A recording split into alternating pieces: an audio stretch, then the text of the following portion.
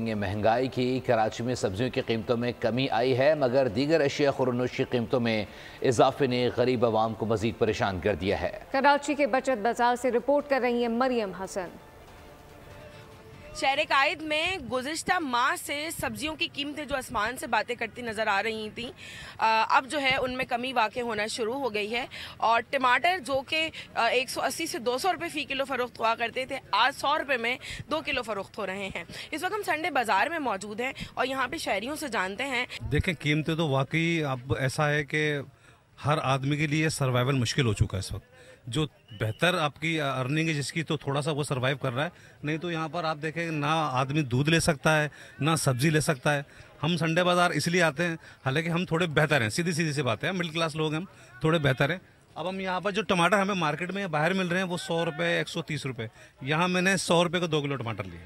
और प्याज जो मैंने ली है वो लिए मैंने 100 रुपये किलो, वरना बाहर 150 रुपये किलो नॉर्मल यहाँ पर। तो क्वालिटी भी अच्छी है और चीज़ें भी अच्छी हैं।